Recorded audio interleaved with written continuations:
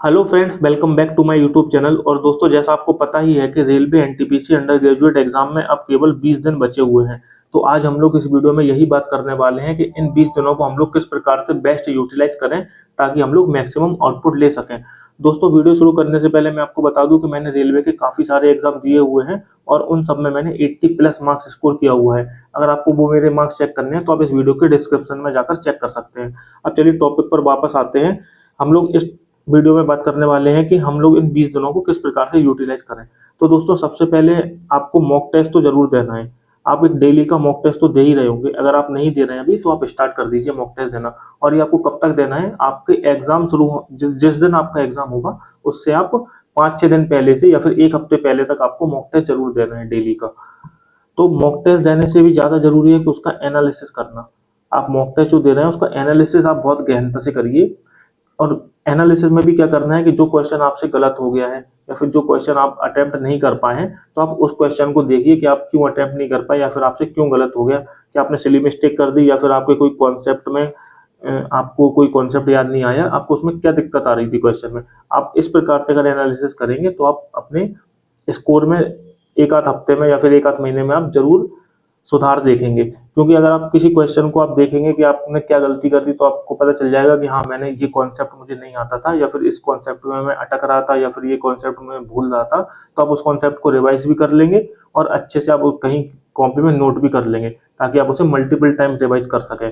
तो इस प्रकार से आप क्या होगा कि आपकी जो जो वीक पॉइंट होंगे आप वीक पॉइंट भी अपना काम कर लेंगे। तो बस जब आपके वीक पॉइंट पे काम हो जाएगा तो आपका स्कोर ऑटोमेटिकली बूस्ट हो जाएगा। दोस्तों, इसमें कोई रॉकेट साइंस नहीं है। बस आपको क्या करना है, आपको दो बातों का ध्यान रखना है। एक तो आपको अपनी कंसिस्टेंसी ब्रेक नहीं करनी है, आपको कंसिस्टेंट रहना है। बस इन 20 दिनों में क्या होता है कि जैसे जैसे एग्जाम नजदीक आता है तो हमें नर्वसनेस होने लगती है, तो हमारा पढ़ने में मन नहीं लगता है क्योंकि हमें क्या ऐसा लगता है कि हमने कुछ भी नहीं पढ़ा है।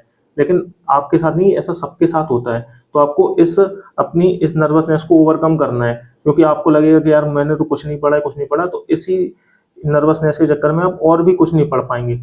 तो आपको इस नर्वसनेस को ओवरकम करना है और आपको केवल कंसिस्टेंसी अपनी मेंटेन करके रखनी है। बट अभी तक आपने जितना पढ़ लिया था आपको उतना ही पढ़ना है। अब आपको नया कुछ भी नहीं पढ़ना है। आप इस बात को बिल्कुल ध्यान रखेंगे कि आपको नया कुछ भी नहीं पढ़ना है। अगर आपके मैथ में 2-3 टॉपिक या फिर रीजनिंग में कोई एक टॉपिक रह गया या फिर जीएस में आपका कोई पोर्शन रह गया तो आप उसको उतना ही रहने दीजिए। आपका जितना भी सिलेबस हो गया है आपको उतने ही सिलेबस को इतना अच्छे से कर लेना है कि अगर उसमें से कोई क्वेश्चन आता है तो आपका वो गलत ना हो। बस आपको जितना भी आ गया है आपको उसी में से पूरा रिवाइज करना है। उन्हीं चीजों को आपको मल्टीपल टाइम रिवाइज करना है।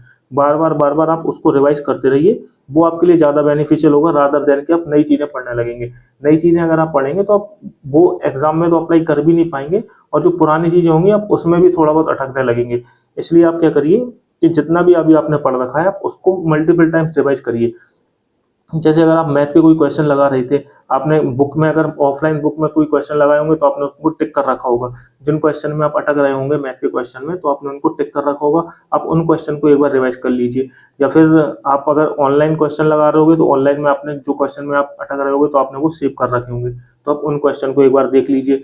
या फिर आपने जैसे मॉक टेस्ट लगाया और मॉक टेस्ट में आपने कुछ अनअटेम्प्टेड क्वेश्चन आपके रह गए थे, आप एक बार उनको चेकआउट कर लीजिए। या फिर जो क्वेश्चन आपके गलत हो गए थे आप उनको चेकआउट कर लीजिए। ऐसे same goes with reasoning. Reasoning में भी आपको इतना ही करना है। रीजनिंग में हालांकि इतनी दिक्कत नहीं होती है, लेकिन रीजनिंग में आप कोशिश ये करिए कि आप full out of full score करने की कोशिश करिए। अगर एक आध क्वेश्चन आपका बाई चांस गलत हो जाए तो अलग बात है, लेकिन आप कोशिश करिए कि आपको full out of full score करना है।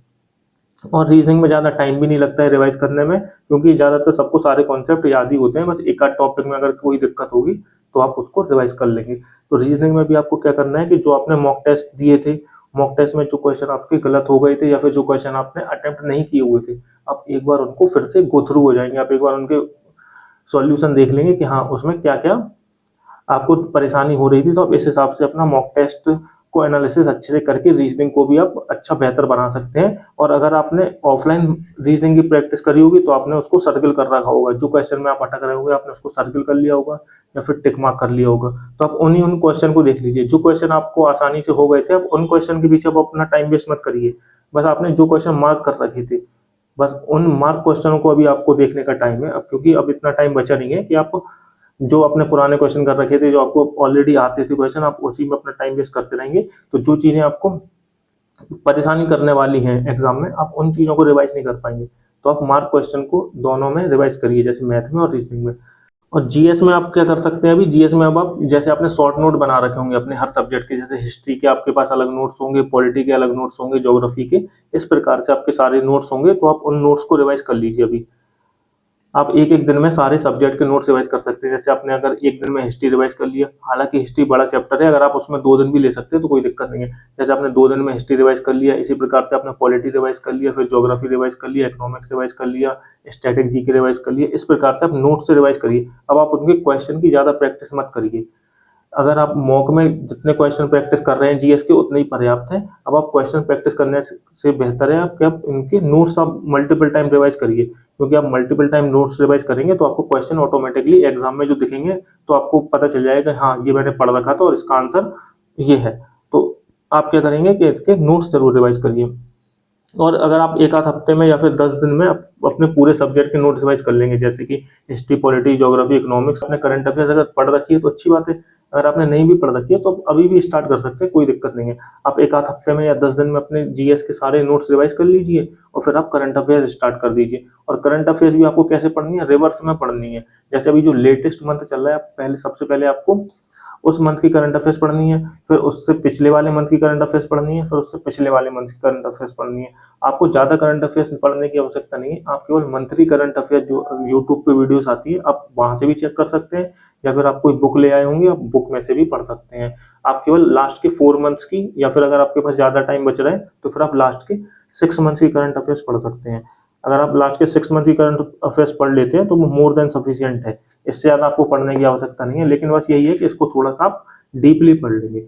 जो क्वेश्चन आ रहे हैं ना आजकल तो वो थोड़ा सा डीप में पूछते हैं, तो इसीलिए अगर आप करंट अफेयर्स पढ़ रहे हैं तो थोड़ा डीप में पढ़ लीजिए। बस आप इतना करते रहिए और मॉक टेस्ट जरूर देते रहिए, और मॉक टेस्ट का एनालिसिस बहुत अच्छे से करिए। एनालिसिस इन द सेंस कि जो क्वेश्चन आपके मॉक में गलत हो रहे हैं या फिर जो अनअटेम्प्टेड हो रहे हैं, तो आप उन क्वेश्चन को ऐसे याद कर लीजिए या फिर ऐसे उनके कॉन्सेप्ट आप सीख लीजिए, ताकि अगली बार जो वो क्वेश्चन अगर किसी मॉक में आए तो आपको वो क्वेश्चन गलत नहीं होना चाहिए। बस अगर आप इतना कर लेते हैं तो अगर आपके मार्क्स अभी अगर 55-60 भी आ रहे होंगे ना, तो आपके 10 से 12 नंबर बढ़ जाएंगे आसानी से, 60 से बहुत 70 या 75 तक हो जाएंगे अगर आप इतना भी कर लेते हैं तो। और अगर आपके मार्क्स 45-50 आ रहे हैं तो भी आपके मार्क्स अच्छे खासे 15-20 मार्क्स बढ़ जाएंगे। लेकिन आपको वही करने की जरूरत है कि आपको रिवाइज करना है अब चीजों को। अब आपको कोई नया चीज बिल्कुल भी पढ़ने की आवश्यकता नहीं है, क्योंकि अगर आप नया पढ़ेंगे तो आप पुराना भी भूलने लगेंगे और नया भी आप उसको एग्जाम में इम्प्लीमेंट नहीं कर पाएंगे। दोस्तों, अगर आपको वीडियो हेल्पफुल लगती है तो आप इस वीडियो को लाइक कर सकते हैं और मेरे चैनल को सब्सक्राइब कर सकते हैं। अगर आपका कोई भी डाउट है तो आप इस वीडियो के कमेंट में पूछ लेंगे, तो मैं आपको रिप्लाई कर दूंगा।